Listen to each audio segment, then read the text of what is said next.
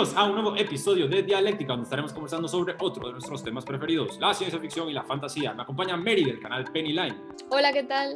Yo soy su anfitrión Arturo Duponte. En el episodio de hoy estaremos conversando sobre la legendaria novela de H.P. Lovecraft titulada En las montañas de la locura. Comencemos con lo personal. Mary, ¿qué le pareció la novela de H.P. Lovecraft En las montañas de la locura?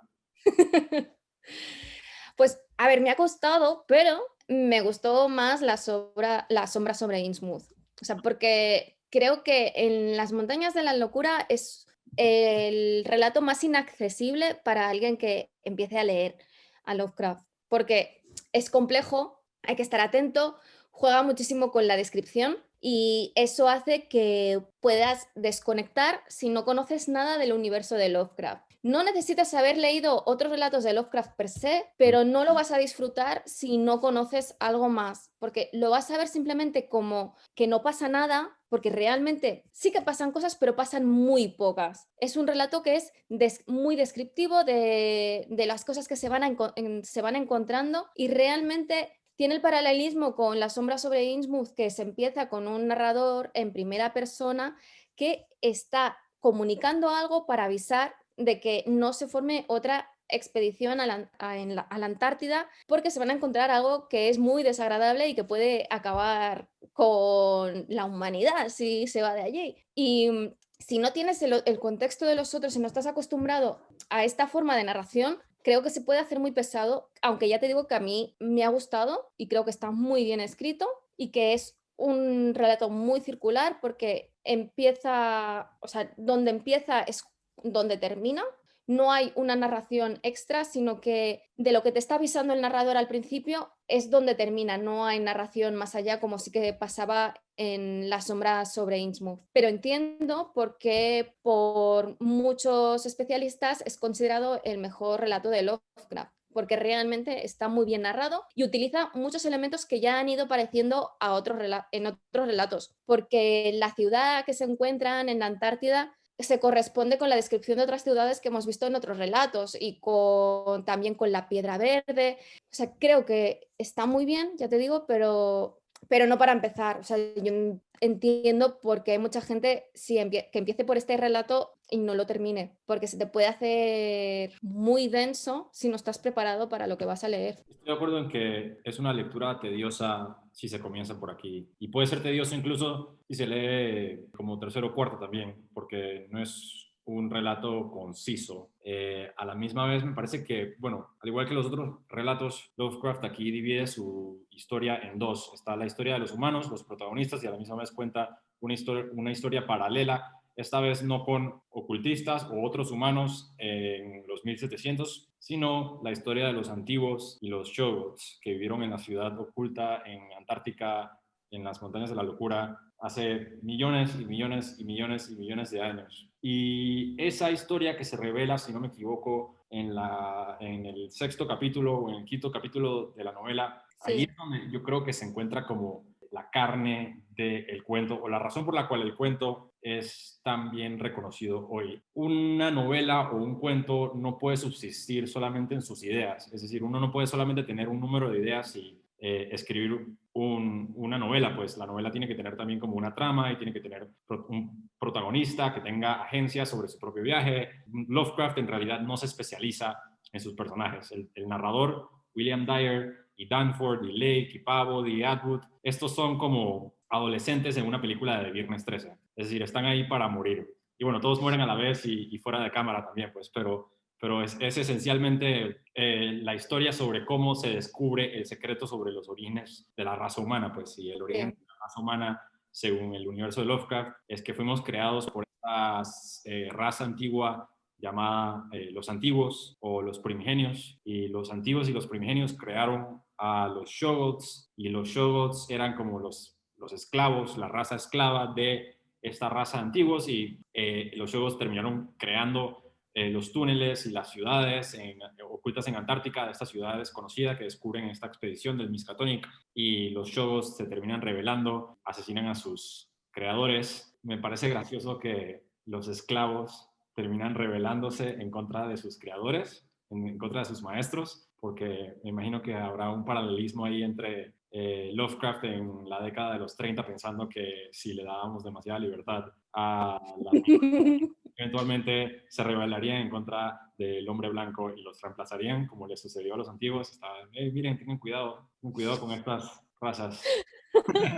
No lo había pensado, pero claro, en ese momento es cuando estaban empezando a pedir derechos. O sea, sí, sí, sí. Y en el caso de los Sogots, bueno, empiezan a tener inteligencia. Hay una primera rebelión que terminan perdiendo y hay otra que no está narrada en los trozos que ellos ven, pero que sabemos que necesariamente ha habido otra y que los primigenios han perdido porque allí únicamente están viviendo los Shogots. Y además sabemos, aunque no tenemos información sobre lo que hay allí, que hay otras montañas más allá de las montañas de la locura a las que incluso los primigenios tenían miedo y en el que probablemente tenga algo que ver con algún dios exterior para que sea más poderoso que los propios primigenios. Además es muy interesante porque aparecen otros elementos de la literatura de Lovecraft, porque por ejemplo también aparecen las semillas de Cthulhu, que una de las cosas que a mí me llama la atención es evidente que Lovecraft utiliza este relato precisamente para narrar el origen de la vida y el origen de los primigenios y dar un poco de trasfondo y a toda su mitología. Pero la realidad es que es imposible que de unos frisos y en un lenguaje que ellos no entienden, el protagonista sea capaz de sacar toda esa información. Sí, totalmente cierto. Pero me gusta imaginar, y esto yo lo rellené con mi propia imaginación durante mi segunda lectura. Estaba como imaginando, me imagino que las propiedades físicas del tiempo y la materia en esta ciudad, en donde la geometría como que cambia de forma, imagino que pueden como que, es decir, que se está jugando con la idea de que están perdiendo la cordura, se está jugando con la idea de que están literalmente en comunicación directa con los Sí, jeroglíficos. que psicológicamente están conectados con algo, como sucede en otros relatos que conectan con algún dios exterior o con algún ser que tenga poderes mágicos o sobrenaturales. Sí, yo también lo pensé, porque lo que está claro es que de unos dibujos, por muy bien ejecutados que estén hechos, que yo quisiera ver a los seres que se describen hacer esos dibujos, porque para mí no podrían ni siquiera andar, porque ¿cómo puede ser que un tonel con 5 ojos y no sé cuántas piernas, que esas piernas que sean capaces... Tenían ¿eh? telequinesis, yo creo que tenían telequinesis, ¿no? Yo creo que no me acuerdo si se describía exactamente si tenían telequinesis o no. Yo he entendido que no, ¿eh? O sea que en realidad en el tronco tenían varios, no tentáculos porque son muy finos, Sí.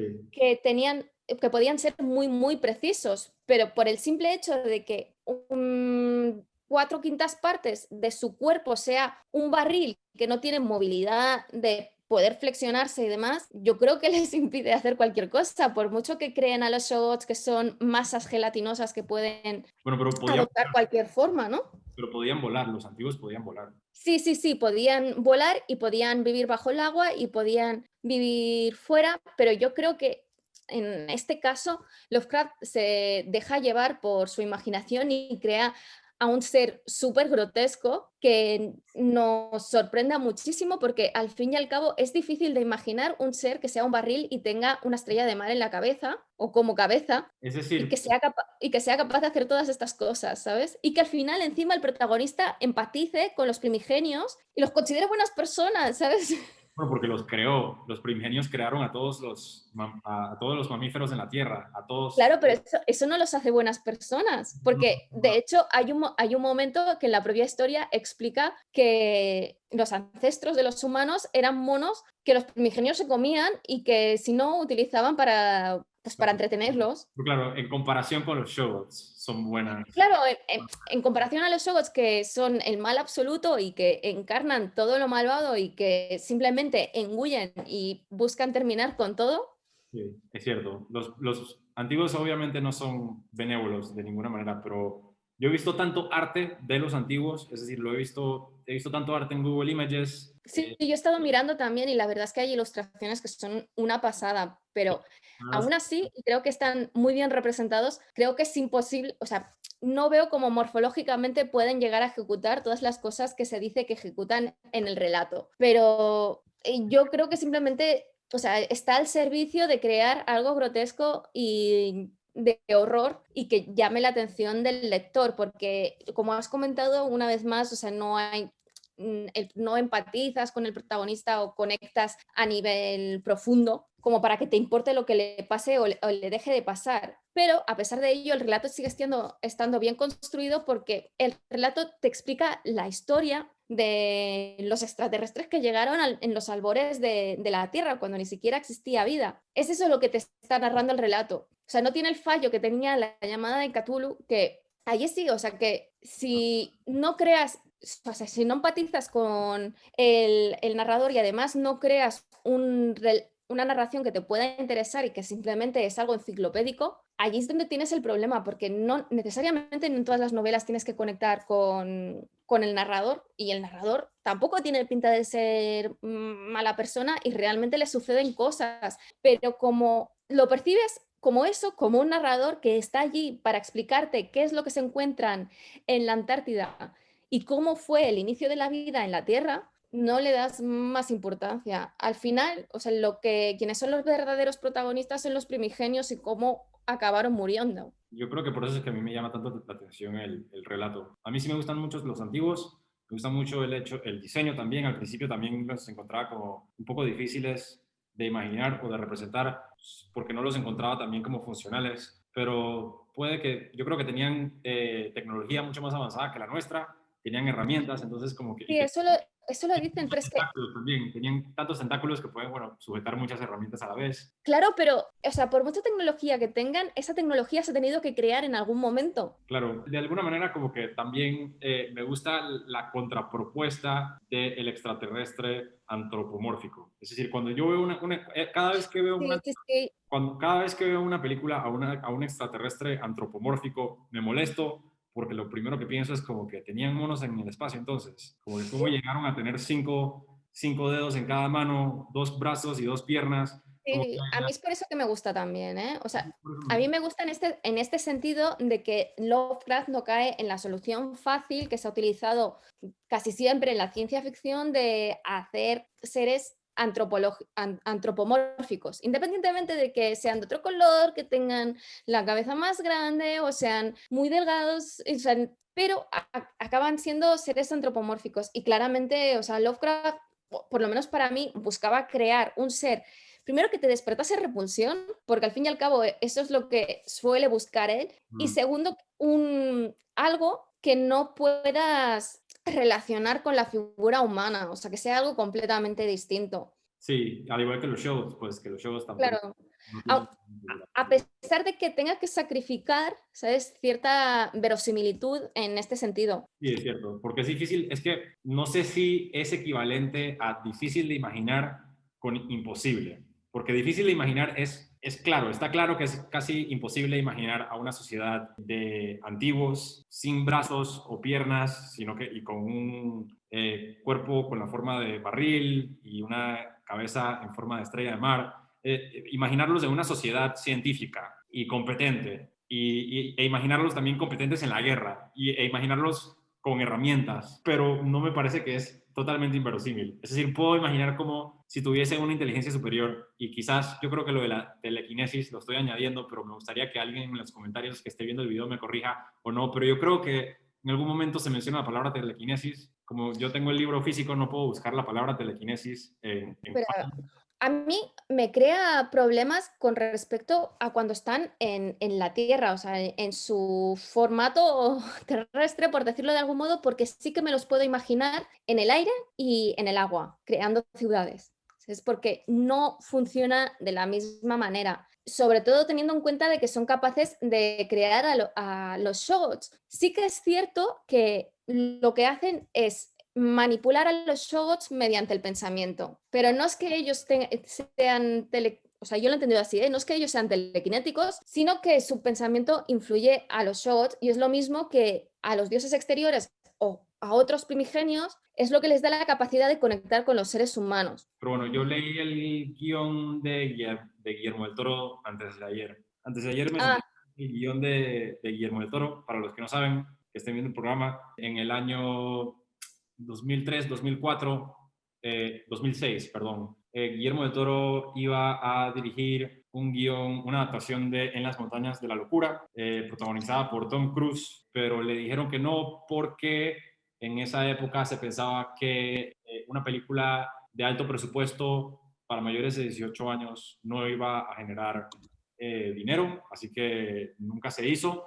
Y después apareció la película Prometea de Ridley Scott, y Prometea, cuando Guillermo del Toro la vio, dijo, bueno, ya no puedo hacer en las montañas de la locura porque la película Prometheus se parece mucho a En las montañas de la locura y como que la película se fue a la mierda. Ahora dicen que Netflix puede que la produzca para el año 2022, aparece en IMDb, pero bueno, leí el guión y al igual que cualquier buen guión cinematográfico, es una adaptación que humaniza muchísimo a los personajes. Todos los personajes ahora tienen una historia de fondo, especialmente el protagonista William Hombre, Dafoe. claro, es que si no la gente no vería la película. Claro, entonces le dan una esposa difunta a William Dyer y sí, exacto. Y explican muchas cosas de una manera muy interesante. Pues, por ejemplo, la historia que acabamos de narrar sobre los antiguos y los Shoggoths, eso sucede cuando un personaje minoritario en la novela que se llama Lake toca una maquinaria de los antiguos que proyecta imágenes a su cabeza y queda como paralizado y entran imágenes y ve como que la creación de los seres humanos y la creación de los Shoggoths, etcétera, etcétera. Y a los antiguos que aparecen, porque durante la mayoría del guión aparecen muchos Shoggoths, y los Shoggoths son descritos como casi zombies que se pueden apoderar de los humanos y se mezclan con su piel y después pueden recrearlos cuando los matan. Y a los antiguos que aparecen los describen como caminando como murciélagos con las patas. O sea, utilizan cuatro patas, o según Guillermo del Toro, pues, los antiguos utilizan las alas de la misma manera en la que los murciélagos utilizan las alas para Es moverse. una buena idea, Una buena idea. es una buena idea porque, claro, las patas que se ven en la mayor parte de las ilustraciones de estos antiguos son demasiado cortas, o sea, para que te puedas imaginar cómo andan, pero como las alas se describen desde el principio como muy grandes y además que acaban de forma tubular, o sea, que no son tampoco alas normales, sino que son muy, muy resistentes. Yo creo que sí que es buena idea, aunque no se dice en ningún momento porque en el relato únicamente se encuentran las formas de las pisadas de las piernecitas estas que son súper delgadas y que es eso lo que a mí es lo que te digo que me crea problemas de estos primigenios a nivel terrestre. Claro, porque tienen piernitas chiquitas y tienen el cuerpo de un barril. Es como Exacto. pero bueno, si se mueven Entonces, de manera inclinada, es decir, en cuatro patas en vez de dos, quizás, claro, claro. es que las leyes de la física son como son. Entonces, para poder mover un cuerpo, las piernas tienen que haber más proporcionales a la parte que se está moviendo. Y en cambio, la descripción que se hace no es así. Pero si se utiliza lo que dices, las alas, sí que se hace mucho más realista y verosímil. Por cierto, no aparece la palabra telequinesis en ninguno de los relatos de Lovecraft. Me imaginé, o lo leí en el guión del Toro, quizás. Quizás sí, porque o quizás es lo que te digo, que sí que se habla de la telepatía y del control mental, porque los primigenios es como controlaban a los Shoggoths, que de hecho los Shoggoths inicialmente ni siquiera tenían inteligencia, eran simplemente masa orgánica, maleable, por decirlo de algún modo, que Sí, ellos apretaban un botón con la mente y cogían la forma que les interesaba pues para hacer lo que fuese necesario o lo que les interesase. en el guión Del Toro, yo sé que no estamos hablando sobre el guión Del Toro, pero voy a empezar a decirlo. Bueno, pero es algo que seguro que interesa también a quien esté viendo este vídeo. Sí, perfecto, bueno, lo voy a decir. En el guión Del Toro, los Shoggoths trabajan para Cthulhu, y aparece Cthulhu al final en el tercer acto. Y al principio me molesté, y en la página de Reddit en donde encontré el guión, había mucha gente quejándose de los cambios, porque hay cambios muy grandes, como por ejemplo el guión no solamente le da protagonismo a todo el mundo, sino que todo el mundo tiene pistolas y tiene acción y hay muchas explosiones. Bueno, porque es una fucking película, pues. Es decir, Claro, tiene que haber como que es cierto. que si se trasladase este relato como es que a nadie es que ni siquiera yo vería la película cuando sí que me gusta el relato, porque no todo lo que funciona en un libro funciona para el cine. De hecho, casi nada. O sea, siempre se tiene que adaptar.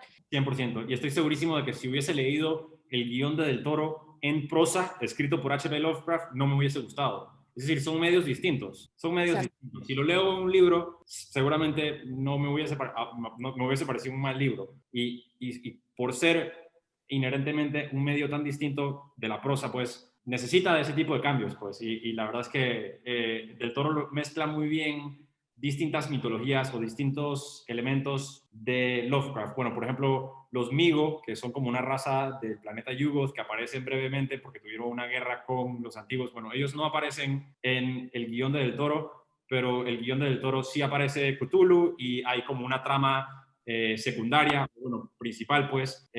Los Shoggoths necesitan los cadáveres de unos antiguos que están ocultos en el fondo del mar para revivir a Cthulhu. Necesitan la sangre de un antiguo héroe, de un héroe antiguo, que hay como una colección de héroes antiguos en monolitos bajo el mar, y los miembros de la expedición, cuando llegan a Antártica, lo primero que hacen es sacar los monolitos y abrirlos, y encuentran allí a los antiguos, y al regar la sangre de los antiguos en el suelo de Antártica, comienza como que el rito de los Shoggoths por despertar a Cthulhu, y Cthulhu está en las montañas de la locura, no está en R'lyeh, no está en el Pacífico, sino que está allí. Y en el tercer acto los Shoggoths reúnen a los cadáveres, es decir, los Shoggoths son como los villanos de película, pues no son como gente uniforme, no son como monstruos abstractos. En la película de Del Toro tienen como un plan y están como que tratando de conseguir los cadáveres de los antiguos para hacer un rito, y al final claro, queda Dyer y Danforth vivos, el resto mueren en pantalla y de maneras muy, muy gráficas, mucho gore. Guillermo del Toro no es tonto, o sea, no vas a hacer una película sobre la mitología de Lovecraft y no va a salir Cthulhu, que es el que todo el mundo conoce. Exactamente, tiene que aparecer Cthulhu. Y obviamente Claro, o sea, es que vale que en el relato se hace referencia a las semillas de Cthulhu, pero no es lo mismo. no es lo mismo, tenía que aparecer Cthulhu. Yo estoy totalmente de acuerdo y me encanta que aparezca Cthulhu al final en el tercer acto. Aparece Cthulhu, lo despiertan y bueno, claro, los héroes ahora tienen que explotar la isla, porque la isla es como un glaciar. Entonces, en un momento heroico, Danforth y Dyer atan dinamita por toda la isla, y antes de salir en el bote explotan la isla y se hunde nuevamente con Cthulhu, pero termina con el principio de la segunda expedición, y por eso es que Dyer está tratando también, al igual que en el cuento, tratando de prevenir una segunda expedición, pero no le hacen caso, lo meten en el manicomio, se suicida, y de todos modos la expedición regresa al punto donde estaban todos y vuelven a sacar un antiguo de un ataúd y vuelven a comenzar el nuevo proceso, y bueno, es como el fin del mundo esta ¿Tú vez. tú que has leído más relatos y esas cosas, o sea, ¿se sabe si esta segunda expedición va a la Antártida? No, no se vuelve a explorar en ningún otro cuento. Claro, porque, o sea, si para los que no hayáis leído el relato, en realidad, como decía, o sea, el libro empieza igual que termina. O Sí, sea, el libro es en realidad una carta de aviso por parte del narrador, de Dyer, a la Universidad de Miskatonic para que no se realice esta segunda expedición, explicando las cosas que hasta ese momento había decidido no explicar por lo increíbles que son y no despertar el horror o el miedo porque sí. Pero que dado que esta segunda expedición ya se está formando porque Lake, o sea, es quien primero fue a esa zona y fue enviando telegramas con, con las cosas que que iba descubriendo, pero este grupo fue aniquilado y cuando llegó el protagonista decidió transformar la información y decir verdades a medias y no explicar todas las cosas que habían visto y descubierto. Y en esta narración, pues lo explica todo y se ve como él, pues duda en si contarlo o no contarlo, que hay cosas que él mismo al principio del relato evita decir porque no quiere entrar en ello para no causar gran terror a sus lectores, pero a medida que va avanzando en la narración se va autoconvenciendo a él mismo para finalmente plasmarlo en palabras. Pero claro, no sabemos si todo esto se llega a enviar, si evita que esta segunda expedición vaya allí, pero seguramente, y conociendo cómo terminaban todos los personajes de Lovecraft, lo más probable es lo que dices tú, que este pobre señor terminase en un manicomio como el otro que lo había acompañado a más allá de las montañas de la locura, porque hay que decir que esta referencia de las montañas de la locura es cómo bautiza el narrador a esas montañas y se hace uso del título del relato en varias ocasiones para referirse a las montañas de la locura. Y este ya había tenido el breakdown, ¿no? O sea, ya se había desatado completamente por lo que había visto y ya estaba en un manicomio, o sea, balbuceando cosas él mismo. Claro, Y seguramente Lovecraft haría terminar a este narrador de la misma manera y evidentemente la segunda misión se acabaría haciendo y acabarían desatando a los Shoggoths y los Shoggoths acabarían llegando al mundo y el mundo se acabaría porque al fin y al cabo es lo que busca el nihilismo cósmico, ¿no? O sea, claro. este horror que es que no se puede parar por la raza humana que está abocada a morir o a un futuro peor que la muerte. Los Shoggoths en el guión de Del Toro también tienen la habilidad de imitarnos a nosotros. Es decir, que cuando un Shoggoth se apodera de mí, eso significa que todos los otros Shoggoths, porque es una mente colmena, ahora me pueden imitar a mí. Es decir, pueden crear... Es como en las películas de La Cosa, de Ajá, Thing. exactamente, exactamente como en la película La Cosa, exactamente. Cosa que Bueno, que de hecho esta película tiene connotaciones Lovecraftianas y es una de mis películas, utiliza precisamente este relato para sacar esta idea. sí, esa es una de mis películas preferidas. Una de mis películas de terror preferidas. No sé si preferidas, pero una de mis películas de terror preferidas es La Cosa. Hombre, es que realmente da muy mal rollo, o sea, no saber en quién puedes confiar, ni siquiera en ti mismo, ¿sabes? Porque Es súper buena, es súper, súper buena. sí, Sí, es cierto, es increíble. Si no han visto The Thing, tienen que ver The Thing de John Carpenter, la de los 80s, no la de los 50s. Aunque la de los 50s también es muy buena, pero la de John Carpenter es mejor. John Carpenter después hizo una película que se llama En la boca de la locura, que era una pseudo adaptación de esta. No la he visto, la iba a ver yo no la he visto tampoco. pero tiene unas reseñas muy negativas, entonces puede que no me llame mucho la atención. Busqué reseñas y encontré A mí reseñas, me pasa lo mismo. encontré reseñas súper negativas. Está, wow, wow, wow, tiene una adaptación de Lovecraft. Voy a ver. Ah, no. Yo tuve exactamente la misma reacción y quizás estamos siendo víctimas de la crítica, pero La al crítica, final es que tienes que escoger lo que ves y lo que lees porque no hay tiempo para todo. no hay tiempo para todo, exacto. Pero en el caso de La Cosa, o sea, realmente es muy interesante porque crea muy malestar y la desconfianza de que no puedes confiar en nadie, Sí. Es terror, y no, es un poco lo que juega. sí. Yo no sé si la llamaría terror cósmico, no creo que sea terror cósmico, es terror, Creo que terror. es más psicológico quizás porque es Sí. Es como un whodunit, es como un whodunit con elementos de ciencia ficción. Un quién lo sí, hizo. ¿Cómo se dice whodunit en español? Un quién lo hizo. sí, porque realmente, o sea, en ningún momento llegas a ver a La Cosa como una amenaza para la humanidad, quizás sí con algo que podría crear muchos problemas, Sí, pero no aniquilar a la raza humana. Y hay un interés en que no salga de la Antártida, pero que claro. si saliese no terminaría con la humanidad tampoco. Claro, y además que un terror cósmico tampoco es, el horror cósmico tampoco es solamente como un virus o un extraterrestre gigante que puede destruirnos a todos, sino que es algo como... Sí, son muchas cosas, es un conjunto de... Lo mejor que yo he visto del terror cósmico en los últimos años es esa película que se llama Annihilation de Netflix con Natalie Portman, que es un cuento de Lovecraft que se llama El color fuera del espacio, pero también es una adaptación de una novela, no he leído la novela, pero la película se parece muchísimo a El color fuera del espacio y es como lo más cercano que yo he visto a lo que es el terror cósmico, que algo que como que es difícil de explicar. ¿Usted la ha visto? Sí, sí, sí, la he visto. La vi cuando salió y realmente, No le gustó. no, Mucha- no, sí que me gustó. Lo que pasa que a veces es un poco lenta y hay momentos muy locos, ¿sabes? Sí, pero yo, Pero, yo creo que pero creo que sí. No es una película que podría recomendar a mucha gente, no, no, también te no. lo digo. Claro, yo no, tampoco se la recomendaría a cualquiera, pero me parece que eso que no se puede explicar, es decir, eso que hace la película al final, en donde es difícil realmente describir lo que uno está viendo, aunque uno entiende que está sucediendo algo como que totalmente abstracto, pero malévolo y peligroso. Exacto, pero realmente crea malestar Crea y te malestar dice como una que no sé lo película que está de... pasando. Exacto, crea malestar de la misma manera en la que una película de David Lynch crea malestar, pero con Sí, elementos de ciencia ficción. Entonces, cuando la película termina, uno no puede realmente explicar qué fue lo que pasó. Yo creo que eso es como un muy buen ejemplo de lo que es el terror cósmico. Como que están sucediendo cosas que no se pueden explicar específicamente muy bien cómo funcionan, sí. pero al fin y al cabo como que no es bueno. y crea inquietud en vez de terror per se. Claro, y es la inquietud de que sabes que es algo que no puedes controlar y Ajá. que si se desata, pues eso va a aniquilar toda la humanidad, que es de lo que va la película precisamente. Pero cuesta de entender. O sea, yo de hecho es una película que me gustaría volver a ver porque seguramente voy a apreciar otras cosas que no ves en la primera pasada, que vas sobre todo muy perdido porque no entiendes muchas de las cosas que pasan, aunque sí que creo que está muy bien hecha, ¿sabes? A mí me encanta, uno de mis superhéroes preferidos, aunque mucha gente dice que no es un superhéroe, es La Cosa del Pantano.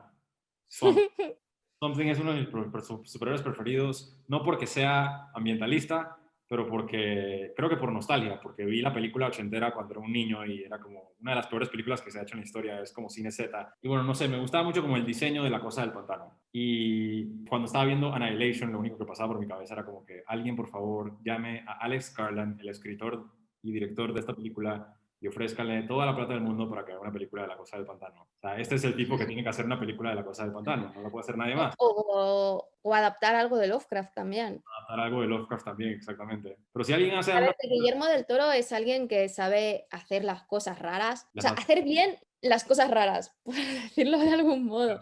O sea, que es un director en el que puedes confiar para adaptar algo de Lovecraft. Pero sí que es cierto que la ejecución de esta película y el ambiente que crea tiene muchos paralelismos con la literatura de Lovecraft, por lo que también sería un buen director para adaptar algo de Lovecraft. 100%. Y la diferencia entre Del Toro y Alex Garland, el mae de Annihilation, es que Del Toro es alguien que tiene un estilo, a diferencia de Lovecraft, muy de serie B o bombástico. Él le gusta como que las cosas sean... la sutileza no es el fuerte de Del Toro, por decirlo de algún modo. No sabe ser sutil. Su película se trata sobre una mujer que se coge un pescado y la mujer se coge al pescado.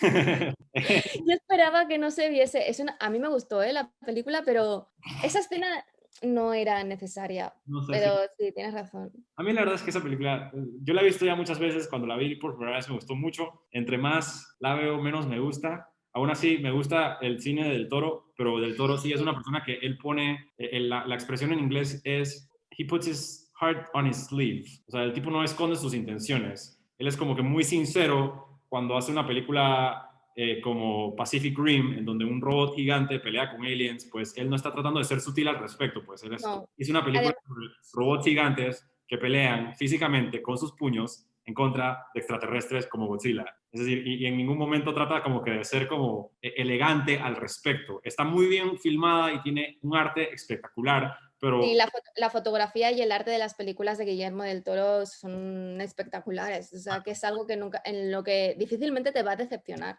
exacto. Entonces, cuando él adapta algo así como en Las Montañas de la Locura, pues por supuesto que uno de los personajes es Ron Perlman y todos hablan así y tienen pistolas gigantes y cargan dinamita y fuman habanos y es como que él no va a esconder como que sus Y en intenciones. realidad Va a ser una ningún película de acción. personaje del relato. ¿Cómo? Digo que en realidad ningún personaje del relato se encaja en esta descripción, porque realmente todos los que van allí, en vez de tener perfiles de personas que puedan sobrevivir en la intemperie, son científicos Sí. y personas de pensar, por decirlo de algún modo, completamente racionales y que seguramente no llevaban ni una escopeta para matar a un oso o algún animal que pudiese aparecer por allí y que acabase con ellos. No, en el guión Del Toro aparecen todos los profesores del Miskatonic y aparecen todos los intelectuales, pero él también incluye ahí como que a muchos rednecks marineros. Claro, porque realmente es lo racional, o sea, no vas a organizar una expedición y no mandar a alguien que los defienda, o sea, porque ya no es que no esperes encontrarte a nadie allí, sino que pueden haber otros peligros, o sea, es un terreno y un continente que no ha sido explorado y que por lo tanto no sabes qué animales salvajes pueden haber o qué peligros pueden haber. Claro. Y bueno, la película, la verdad es que sería una buena película por su propia cuenta, pero sería una película Del Toro. Es decir, no se parece mucho como que a lo que normalmente hace Lovecraft, que es como crear una inquietud cosmológica o un terror existencial. Es una película de Guillermo del Toro en Es que donde un muchos... relato de Lovecraft es difícil que funcione a nivel audiovisual per se. Por eso Tienes que ese, añadir otros elementos para que funcione y pueda hacer taquilla y le guste a la gente. porque el problema es que mucha gente, el problema de mucha gente, no quiero ofender a nadie, es que se piensan que un libro está bien adaptado si es exactamente igual que el libro. Sí. Pero hay muchos libros, o sea, todos los libros, ninguno de ellos puede ser adaptado tal cual al cine. Para empezar, a Bien. pesar de que hay libros que son muy cinematográficos, que se ve claramente que están preparados para vender los derechos, o sea, y que yo leo libros así y me gusta, ¿sabes? Yo leí Ready Player One y me lo pasé muy bien mientras me lo estaba leyendo. Luego la película, pues me vi más fallos, pero la cosa está ahí es que incluso estos libros que están preparados para ser adaptados a películas no pueden ser trasladados tal cual. Entonces, los relatos y los libros que nacen de la literatura, o sea, sin tener en cuenta nada más, y que utilizan, los que utilizan las herramientas literarias que no se pueden trasladar en una película, estos libros no pueden ser adaptados a una película. Y si son adaptados, se tendrán que introducir otros elementos y prescindir de algunos de los que salen en el relato o en el libro para que esta película funcione. Estoy totalmente de acuerdo. A mí, mis libros preferidos son los libros inadaptables. Es decir, a mí yo prefiero, cuando leo un libro que me gusta mucho, lo primero que pienso es como, ojalá nunca se convierta en una película, porque no porque la quiero arruinar, pero porque simplemente pienso que es o innecesario o no funcionaría de la misma manera, pues. Entonces, como cuando alguien hace una adaptación, pues, como la que estamos discutiendo, como la de Lovecraft, pues, donde Guillermo del Toro agarra en las montañas de la locura y lo convierte en algo propio suyo, que es algo típico de él, pues él seguramente diseñó su propio show, diseñó su propio primigenio y diseñó la ciudad sumergida.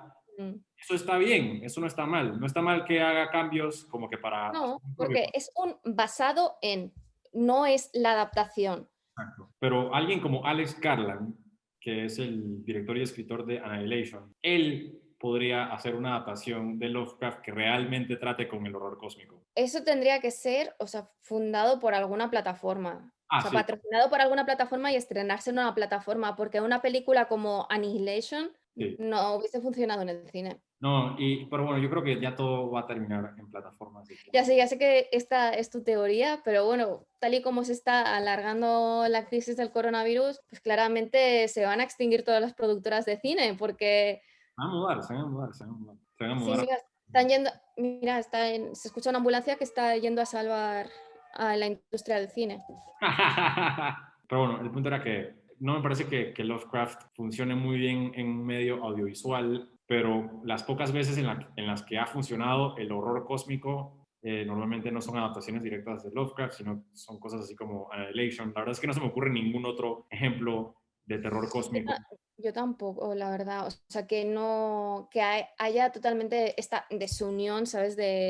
A la hora de empatizar con los personajes. Pero sí, yo creo que ya llegamos como que al final de nuestra aventura con H.P. Lovecraft y quería hacerle la pregunta, ¿piensa que Lovecraft fue un autor optimista o un autor muy optimista?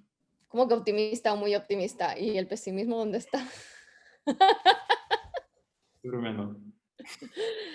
Lovecraft era una persona triste y eso se trasladaba en sus relatos, que es algo que hemos tratado a lo largo de este mes en el que hemos estado grabando, de que trasladaba su tristeza y sus miedos a sus relatos y era una persona vencida, por decirlo de algún modo, que no veía la luz en ningún sitio y eso es lo que traslada a sus relatos, porque incluso cuando los protagonistas sobreviven al final del relato, lo que les espera en el futuro es algo terrible, o sea, estar encerrados en un manicomio o la muerte, o en el caso de La sombra sobre Innsmouth, pues terminar viviendo en la ciudad más aburrida del mundo en el fondo del mar.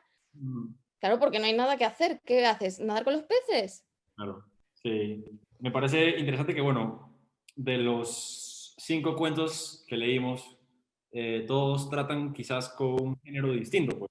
Tenemos a Charles Dexter Ward, en donde leímos una historia de misterio que involucra resurrecciones ocultistas. Leímos Los sueños en la casa de la bruja, que es 100% terror cósmico, que tiene Mm. que ver con brujería también, pero mezcla la brujería con el terror cósmico, en donde conocemos a Satot y a Nyarlathotep. Luego leímos La sombra sobre Innsmouth, que es probablemente el que menos miedo da, pero es el más entretenido. Estamos de acuerdo en eso, yo creo que es como que el mejor que hemos leído, ¿no? La sombra sobre Innsmouth. Está Sí, porque además es muy accesible. muy O sea, accesible. yo creo que La sombra sobre Innsmouth reúne todos los puntos fuertes del resto de relatos. Sí, yo estoy de acuerdo. A mí me parece que es como que el que menos asusta. O no, es que, claro, no lo consideraría como terror, pues. Por eso no pienso que es como un buen ejemplo del terror de Lovecraft, pero lo encuentro muy entretenido de todos modos. Me parece que por lo accesible que es y por el nivel imaginativo, pues.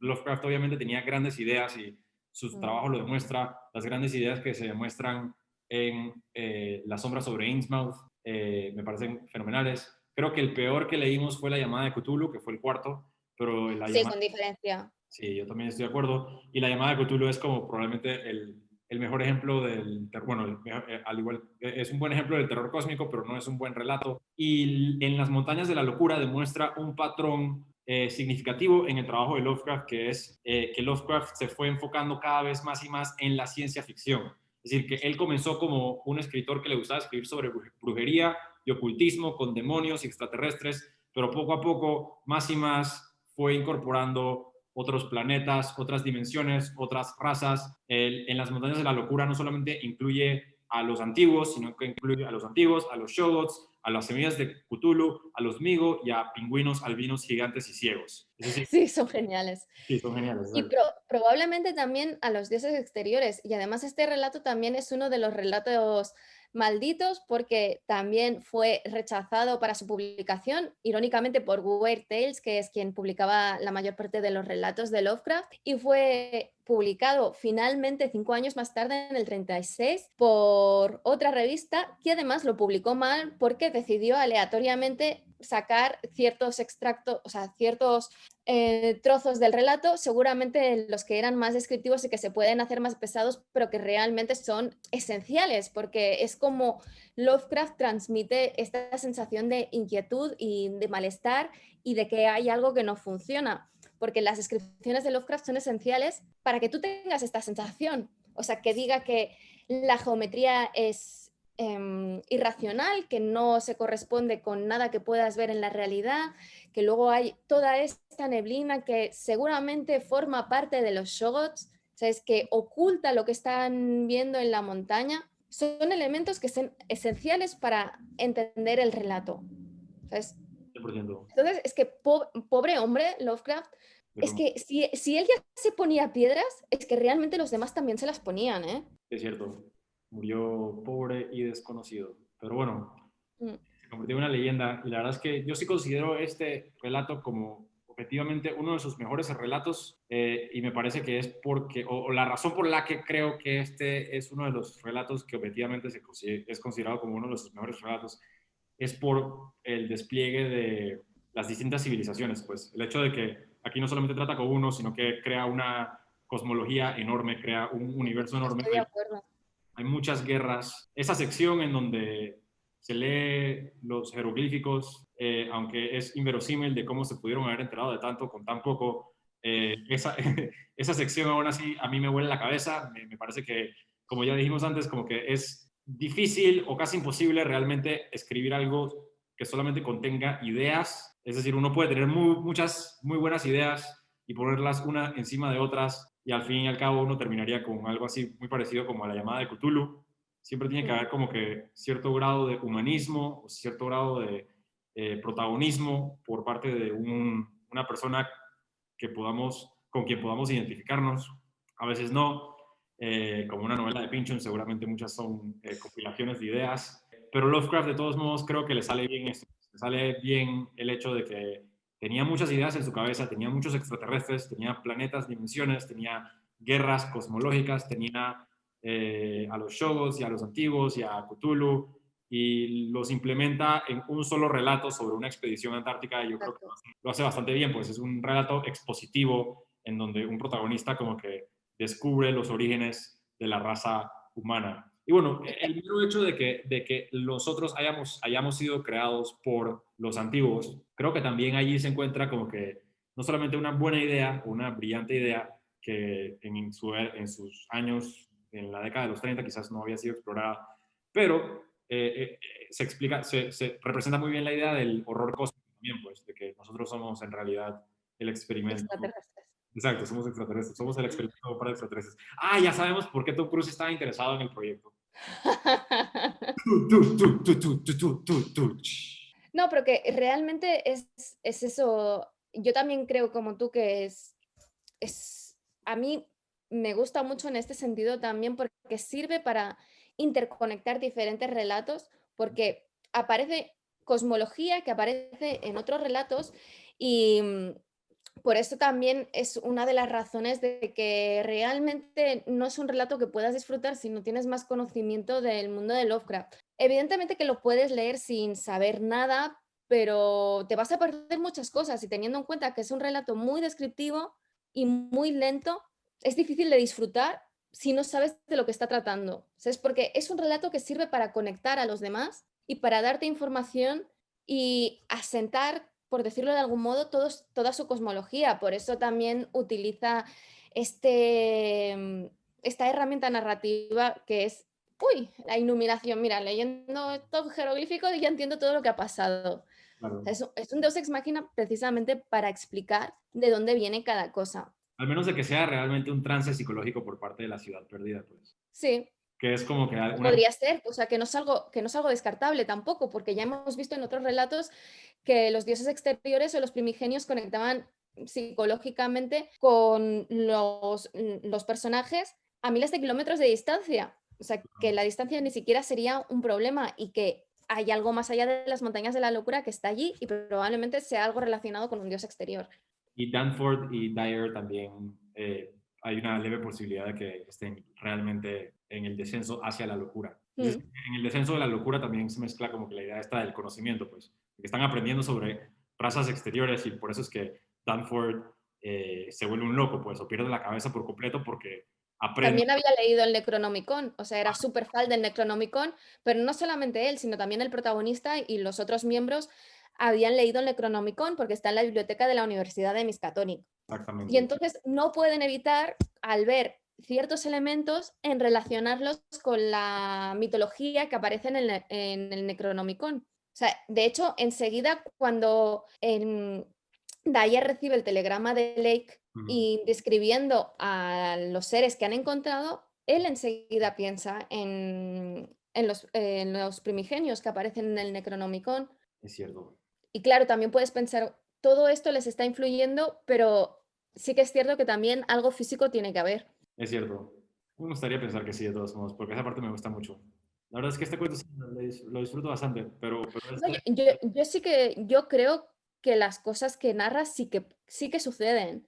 sí, yo también, pero a la misma vez suceden de una manera abstracta, pues, porque Mm. la manera en la que Lovecraft escribe, pues, Lovecraft escribe de una manera que se puede considerar tediosa. Por eso pienso que en las montañas de la locura contiene como que las mejores características de su trabajo, que es como su nivel imaginativo y su cosmología y un gran giro que incluye elementos particulares del terror cósmico y a la misma vez está narrada de una manera que se puede considerar tediosa, porque Lovecraft era un tipo que escribía como... Es Era... que, o sea, no, sí, es complejo y tedioso porque hay muchísima descripción. O sea, yo lo he disfrutado y no se me ha hecho pesado, Sí, pero sí que es cierto que había momentos que se me llegaba a desconectar un poco el cerebro y perdía el hilo y tenía que ir atrás un par de párrafos para no perderme la descripción, porque claro, hay muchas descripciones, pasa poca acción, pero realmente todas las descripciones que se hacen son importantes. sí, Porque allí es donde haces las conexiones con otros relatos y ves que se corresponde pues, con las ciudades que se ven en El sueño en la casa de la bruja, que se ve también en Las sombras sobre Innsmouth, en La llamada de Cthulhu, la que ve el escultor que está haciendo, bueno, que el bajo relieve este que presenta con la figura de Cthulhu, y ves que todo se corresponde con una misma cosmología y un mismo universo y que está bien enlazado y por lo tanto es importante prestar atención. No es un relato que si a alguien se le ha hecho pesado otros relatos de Lovecraft, mm, le pueda recomendar que lea, porque aunque aporta mucha información, también es cierto que es uno de sus relatos más largos y que es muy descriptivo y muy abstracto, como dices. Sí, es cierto. No es uno recomendable para el que ya de por sí no está convencido por Lovecraft. Exacto. Pero de todos modos me gusta bastante. No, pero a mí también me gusta, pero si es que una cosa no quita la otra. Y Pero, realmente aporta información sobre todo el universo de Lovecraft que es esencial.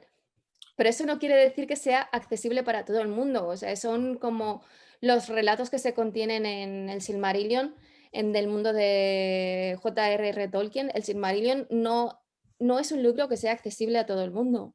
claro, es cierto. Pero bueno, en general, ¿le gustó Sí, Lovecraft? sí, sí. ¿Seguirá leyendo Sí, los la verdad es que Cthulhu? sí. ¿Seguirá leyendo los mitos de Cthulhu? Ahora no, Ahorita pero no, en el futuro. totalmente. No, porque es que tengo mucha lectura acumulada. No, estoy hablando de eventualmente leerá los... Sí, sí, sí, sí, sí, lo seguiré leyendo seguramente. Sí, Independientemente de que los tratemos o no, ¿eh? O sea, no, yo sé, estoy hablando de octubre del 2022. ¿Quién sabe? Pero bueno, excelente. Este fue el especial de Dialéctica dedicado a Lovecraft, que termina en noviembre. Ahorita mismo ¿29? hoy es 29 de octubre. Este episodio estará estrenando el 4 de noviembre, así que felicitaciones a los demócratas. Hay que sorprender a la gente. Apuesto tanto que va a ganar Joe Biden que me atrevo a decir hoy, el 29 de octubre, Y que vas a dejar este vídeo editado así de que va a ganar Biden. voy a poner el video. Este video se hizo, repito, el 29 de octubre. Cada vez que grabamos un vídeo, acabamos hablando de esto y llevas diciendo que va a ganar desde hace muchísimos meses, que me has acabado convenciendo a mí y todo.